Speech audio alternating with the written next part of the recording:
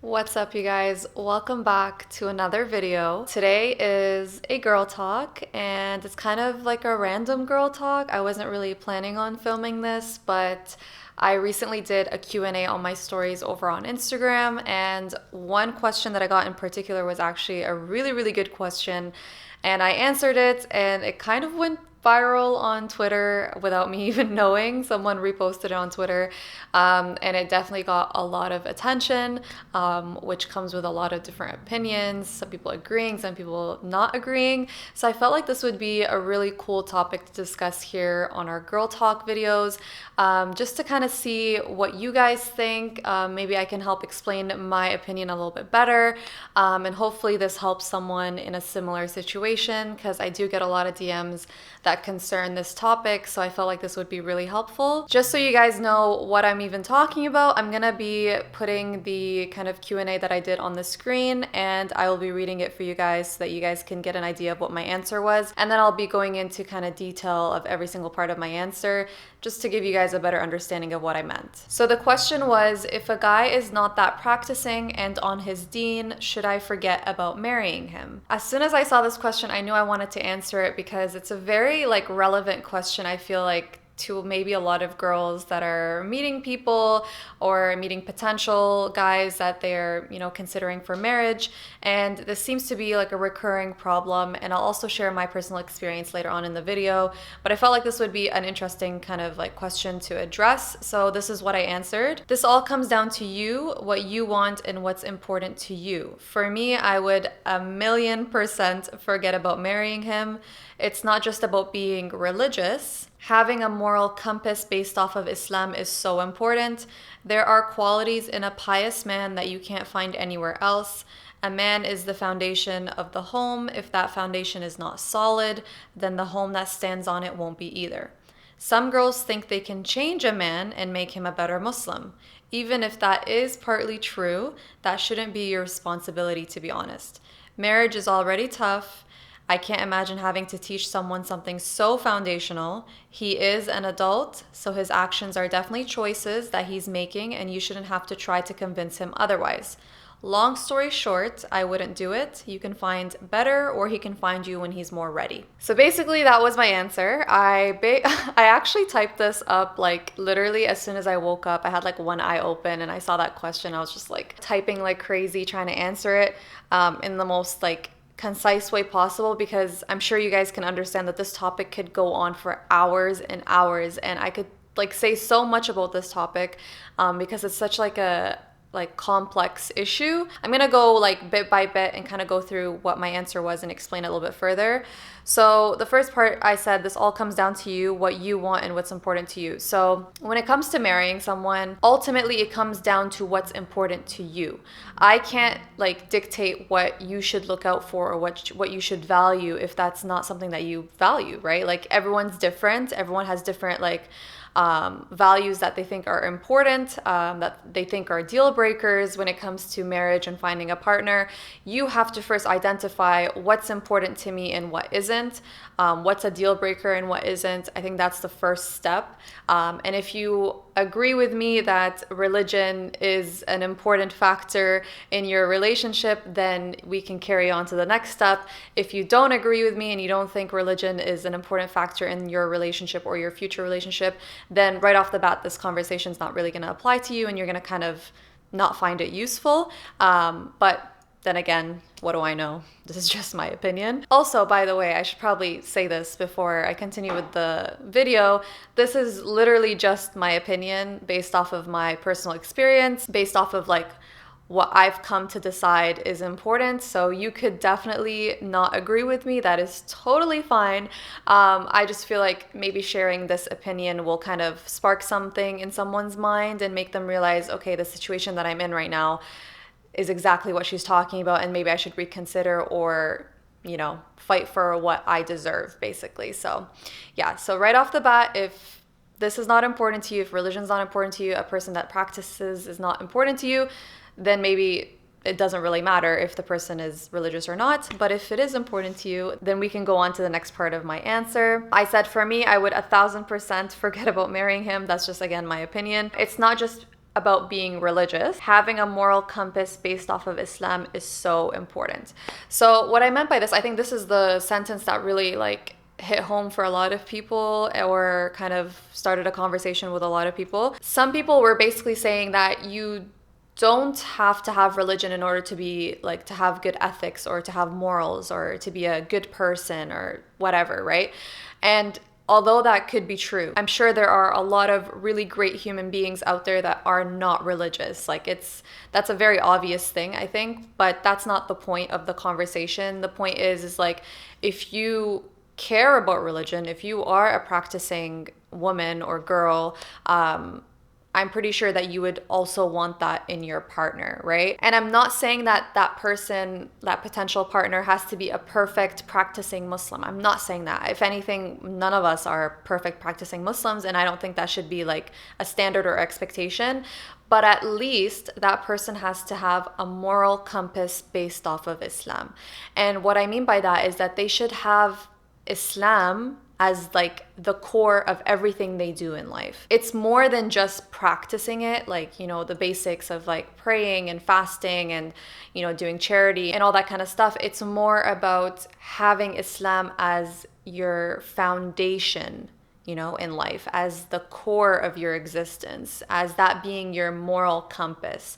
And, you know, compasses are meant to direct us and guide us into certain directions. And if you have Islam as your moral compass, you are, you know, more likely to be guided in the right path, meaning that you will, you know, value the things that I value. You will find things important that find important. You will make decisions based off of Islam because you're going in that, like, you know, path, that direction that your Islamic compass is guiding you at. That's what I mean by that. I think like that's the number one thing you should look for in a partner. Do they have Islam as their core focus? Like, is it what guides them in their decisions? Or are they just, you know, kind of free for all? They don't really care. It's at the back of their mind. It's not really a big deal to them. That's something that's really important to find out in a potential partner, because if that's important to you, if Islam is your moral compass and this man doesn't really have an Islamic moral compass, there's going to be a lot of issues that occur, right? Like it's not going to be easy. So that's the first thing that I would look for in a partner. And then I said there are qualities in a pious man that you can't find anywhere else. This is a statement that I stand by 100%. Like I said, there are probably great human beings out there, great men out there that don't have Islam as, you know, their moral compass or their focus, or they're not religious at all. That's fine. That's totally fine. And I cannot disagree with that, because that's definitely a fact that there are people out there that are great humans that aren't religious. But the thing is, there is something about a pious man, a religious man, someone who values religion. There are qualities in that person, there are characteristics in that type of person that you will not find anywhere else. And it's something that you really have to experience to understand. You really have to study it and deep dive into it to really understand those unique characteristics that a pious man has or a religious man has, that someone who is not religious won't have. And it's such a huge topic that, like, I feel like if I get into it, it will be like a 2-hour long video. Maybe I could do like a separate video on this, but really, really like try to understand that there are qualities in a religious man or a pious man that you can't find anywhere else. And they are such special qualities that are so important if you want to have a healthy relationship based off of religion. These qualities are key to a successful marriage. And that brings me to the next part of my answer, where I say a man is the foundation of the home. If that foundation is not solid, then the home that stands on it won't be either. And what this basically means is, like, in my opinion, and I'm sure a lot of you guys will agree with this, a man is the foundation of a home, okay? Like, they are the core of the home. Whereas I feel like the woman is kind of like the operator. Like, this is just how I see it. Like, the man is the one that builds, you know, the poles and the foundation and the strength of the house. Whereas, like, the woman is the one that operates and makes sure everything is running smoothly.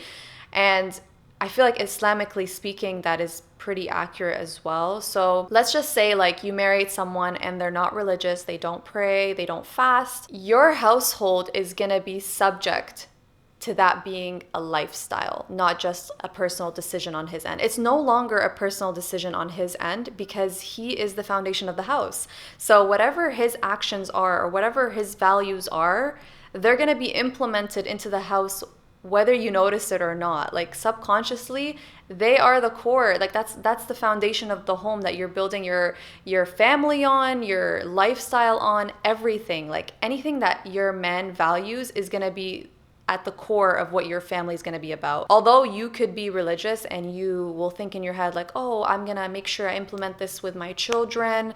I'm going to make sure that we go to the mosque often, even if he doesn't value it. I'm going to make sure to do it extra hard and make sure I really teach my kids to be otherwise. Great. You could put in all the effort that you want to make your kids, be raised in a different way. But at the end of the day, this is their father. This is the man of the house. And they're going to see through actions, not through words. Like you could drill your kids with so much information and so many values that you think are important that your husband doesn't have and you want to make sure that your kids have. But at the end of the day, your kids are not going to listen to what's coming out of your mouth. They're going to listen to what they see. So if they don't see their father praying or they don't see their father participating in, like fasting during Ramadan, or they don't see their father just like doing basic, Islamic traditions and actions and, everything that a Muslim man should be about, they're not going to take it seriously and they're most likely not going to implement it into their life. I remember growing up, like I used to always see my dad praying, always. Like, and he used to make it a fact to pray in front of us. And then he would always like tell me like, okay, it's prayer time. Let's get up, let's go pray. And that really helped me understand that prayer was important because in my mind, I'm like, well, if my dad's doing it, right? If my mom's doing it, then it must be important. It's not like they're telling me to do something that they're not doing. And I'll give you a good example. When your parents, when you were younger, they would tell you, go do your homework, right? Get up and do your homework. You used to think, well, why aren't you doing homework? Why am I the one doing homework and you don't have to do it? Like, that's how you think as a child, right? Like, or like, why do I have to go do this chore and you're not doing it, right? So it's the same thing with prayer. Like, why should I pray if you're not even praying? Why should I listen to mom if dad's not even praying, right? So like the man is the foundation of the home. Same with the mom. Like the mom is part of like, that experience of like, oh, why should I do this if you're not doing this? But at the end of the day, the man is like, it plays a huge role. Like because a lot of people tend to dismiss like what role a man plays in like raising kids because they think like, oh, the woman stays at home. Like she's the one that's like, going to be raising the child. They're going to end up being a reflection of her. But that's not the reality with children. Like that's like the ideal scenario of like a child just really listening to what the mom has implemented in the household. But at the end of the day, children don't learn through words. They mostly learn through actions. And if their actions are not like on the same level of both parents, like they're not implementing and encouraging the same thing through actions, your kid's not going to do what you're telling them to do. That's just the straight up facts, And I'm not saying that if like both parents are religious and they're always praying and they're always fasting, your kid is going to be a perfect human being. No, that's not the case either. But they're more likely to value it if both parents are on the same wavelength. You know what I mean? The next part of my answer was some girls think they can change a man and make him a better Muslim. Even if that is partly true, that shouldn't be your responsibility. Marriage is already tough. I can't imagine having to teach someone something so foundational. I think when it comes to marriage, like when you meet a partner, you should be meeting a partner that is somewhat already complete. I think it's very unfair to put that burden on yourself to have to teach someone something so foundational. There's a lot of other obstacles that come up in marriage because you guys are two different human beings coming together to form a union. And that already has its own like unique challenges, right? You're trying to adapt to one another, to your habits, to what you like, what you don't like, to your lifestyles, like how you eat, how you dress, where you go out, who your friends are. There are so many things that you're trying to navigate through as a new couple or as like a potential, marriage situation, that adding the factor, like adding like such a huge factor of like religion into that, like that's just too much, in my opinion. Like that is like really complicated, and it just makes your like relationship a lot more difficult and a lot more challenging than it should be, especially because I view religion as like a foundational thing. Like it should be something that you like build the rest of your life on, right? Not like you just add it on top. Oh, hey, let me just add religion in there. No, it's something that starts off in the base of your lifestyle and you build everything on top of that. And what I mean is like, if religion is really important to me, excuse me, why is there a fly here? If religion is really important to me, I am gonna, for example, not go out and party. So that's a lifestyle aspect that I am gonna avoid, right? But if religion wasn't important to me and I didn't really care, then I would be into the lifestyle of going out maybe, you know what I mean? So your foundational religious, whatever you want to call it, it affects your lifestyle as well, which is why I see it as the foundation, not something added on top. So this whole like culture of I can change a man or I can make him a better Muslim or la la la la la la la. That's great. If you have the time for that and the energy for that, that's amazing. And I'm sure it works in some scenarios like where, you know, you meet someone, they're slightly interested in Islam, you know, get to know them better, you teach them more about Islam and they become amazing like Muslims and happily ever after. That is amazing. If that works for you, amazing. But if I'm talking about the situation where you meet someone who genuinely doesn't care and doesn't value the things that you value in religion, and you take it upon yourself as like a mission to, you know, change this person or make them value the things that you value. And that just does, it's not even just about religion, like anything really. Like if someone has a certain characteristic and you're meeting them and you're like, oh, it's okay, like I'll just change him later on. He likes to go out late at night. He'll change after I marry him, after, you know, we talk about, like, no, it's not your responsibility to change someone, you know, or change these really big things. They're not small things. Like religion is not a small thing, you know. Like I said, your whole lifestyle is based off of religion, and I feel like if you put it upon yourself and make that your mission, like you're putting so much extra work on yourself that you're not responsible for. You know, like you should be meeting a complete human being, not someone that is like a project that you're working on. Like you shouldn't have to raise your husband at the end of the day, you know what I mean? Like obviously, like as a couple, you're always looking to better each other and to, you know, make each other better Muslims, and that's an amazing thing that is totally necessary in a relationship. But if you are marrying into like a DIY project, no one has time for that. You know what I mean? Like you need to marry someone that has those values that you want, even if they don't, absolutely do not have to be perfect at all, like, or anywhere near perfect, you know what I mean? Like for example, let's say you marry someone that really values religion, whatever, fasts, all this kind of stuff, but he misses a few of his prayers. I wouldn't classify that as like the same as what I'm talking about right now. Like I'm talking about someone that is like actually doesn't care about religion. You know, he's not on his deen, he doesn't care, he doesn't find it important. That's different than someone like struggling to be a better Muslim. Completely different, right? I don't think it's like your responsibility as, you know, a potential wife to take that upon yourself and make that your mission to make him you know, to make him more religious or make him value religion. I just think that's unfair on you, and that's not something you should be concentrating on. There's so many other things in marriage that you should be concentrating on to make yourself have a successful marriage than to worry about those like foundational things that should be already there, in my opinion. The next part of my answer says he is an adult, so his actions are definitely choices that he's making, and you shouldn't have to try to convince him otherwise. See, like, that's the thing that I was just discussing. Like, when you're meeting someone for a potential marriage situation, most likely I'm assuming they're adults, right? Now, if you're meeting and you guys are like young, like you're 18, 19, like this may not like be necessarily 100% true and it may not apply to you. But generally speaking, most people who are meeting for the purpose of marriage are meeting people who are in their like 20s, late 20s, older, whatever it is. Like they're adults at the end of the day, right? So you're meeting an adult. If they are capable of holding down a job, capable of, you know, opening up a household, like having a house, you know, renting, whatever adult thing they're doing, you know, I'm pretty sure they're capable of making their own decisions in terms of religion and what they value. So you're not like I said, you're not raising a child. You're not meeting a child. You're meeting a full-grown adult, and the things that they're doing are choices. And I feel like as women, like a lot of us tend to dismiss that or tend to think that like, oh, like he's just in a phase, or like maybe like he wasn't exposed to the right resources, or his life, like, why are we giving all these excuses to like fully grown men. You know what I mean? Like, it's time that we hold people accountable. I think the same way that like Muslim women are held accountable online all the time. Like, we're constantly being like analyzed and you know, judged about our deen in terms of our hijab and makeup and the way she dresses and the way she talks and la la la la. Well, why don't we hold these men accountable too?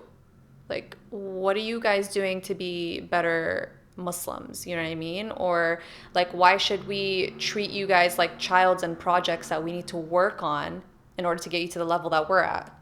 No. How about you grow on your own and then think about marriage? You know what I mean? So that's what I mean. Like, you're meeting an adult. The things that they're doing are not like by chance or a phase or whatever. It's a legitimate decision that they're making as adults. And so I think we should start treating it that way and start seeing it as decisions, not as like a phase. Like, you're an adult, you should be accountable for your actions, and it's time that we like actually hold people accountable for their actions and not dismiss it as just a phase. And then at the end I said, long story short, I wouldn't do it. You can find better, or he can find you when he's more ready. So that goes back to like the idea of there's a million fish in the sea, and I'm sure you can find better, someone that actually, it's not even about better. I'm sure you can find someone that is more compatible to what you're looking for, like more compatible with you. Like, at the end of the day, someone who doesn't value the things that you find are important is not a compatible person. And that's the thing that doesn't really click with a lot of people.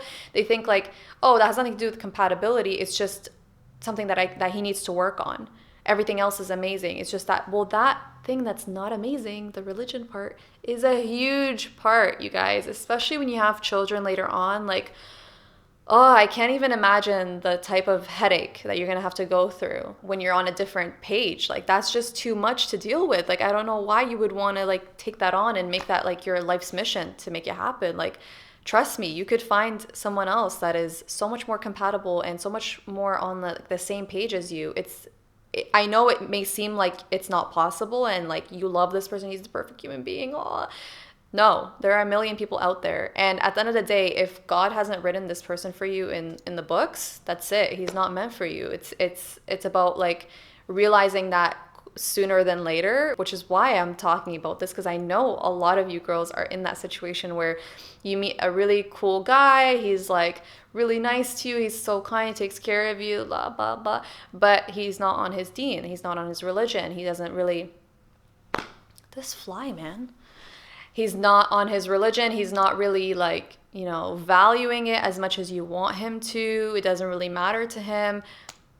You gotta like I'm gonna say this in the nicest way possible, you gotta wake up and you gotta realize that the thing that you're dismissing is probably the most important thing in a relationship, Islamically speaking, you know?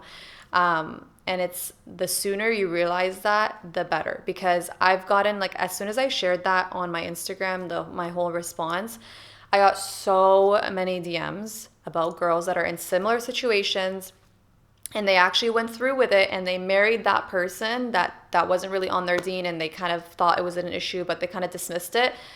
And then a few months later, a few years later, divorce happened. Because when you get married, things get real, you know? These issues become big issues. They're no longer like imaginary issues. They're like legitimate issues that you have to deal with in your marriage. And that usually ends up with like not being on the same page and ends up in divorce or some sort of really miserable situation. And so a lot of people were like thanking me for even discussing this topic to younger girls, like my followers, because it's really important to know this beforehand. And I feel like not many people talk about this. Speaking from personal experience, before I met Dawood, for example, I like met a lot of different guys, and the number one reason why I didn't like, you know, entertain them or speak to them for the purpose of marriage or, you know, kind of take it to the next level is literally because of the religion thing. And I was so adamant about finding someone that did, you know, the bare minimum. Like, I'm not asking you to be a sheikh or like some sort of like religious figure in the community. I'm asking you to do bare minimum, you know, and that should be like, that's a really low standard, you guys. Like, that's not even that high of a standard. And that should be like the total basics of what you should look for.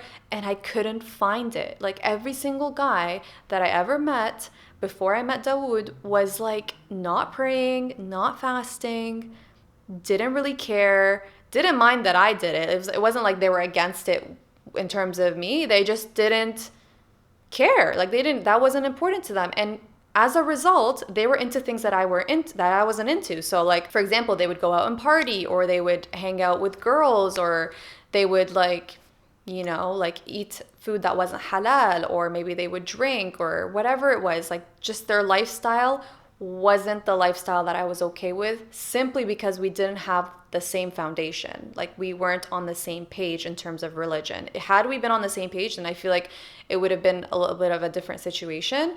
But one of the most important factors is being on the same page in terms of religion. And that's something that I learned, like, growing up and meeting different guys and whatever. I was like, no, no, no, no, no, no, because I didn't even give myself an opportunity to become attached to that person, because that's the problem. When you give someone a chance and you're like, maybe it could work, and then you're like 2 years in and you're super attached to the person and you can't see a way out. Like your vision is blurred. You no longer realize like how deep you are in there. And then when people tell you like this stuff is really important, you're like, no, but I love him. You know what I mean? Like, so try to really analyze the situation that you're in. If you're in a situation like this, analyze it. And I'm pretty sure you'll come to the sensible conclusion that it's not worth it. And if it is, and if you think it's something that you think is worth putting in time, you see potential in there, by all means. Like, I could be totally wrong. Every situation is very, very different, and you know best, I think. But really, really try to look into the situation that you're in, and try to really think like, is this worth my time?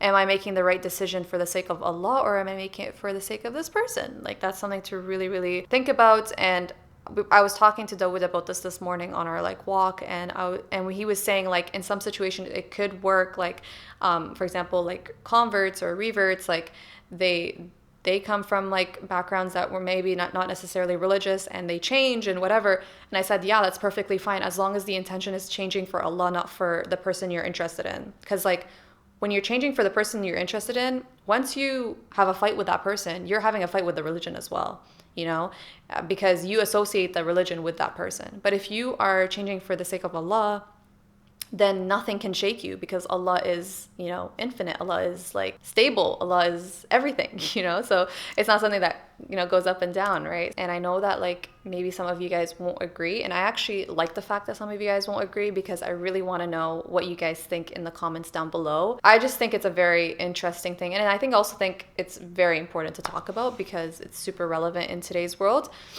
And I wish someone would have discussed this when I was, younger, and, looking at marriage in that perspective. So let me know what you guys think down below. If you agree, disagree, if you have a personal experience in this type of situation, let me know, because I really think it would be helpful. And I love how you guys engage with each other in the comments down below. So yeah, I hope you guys enjoyed this video, and I hope that explains my perspective for anyone that was a little confused or felt like it was a little harsh. I'll see you guys in the next video, inshallah, very, very soon. And I hope you guys have an amazing day. Bye.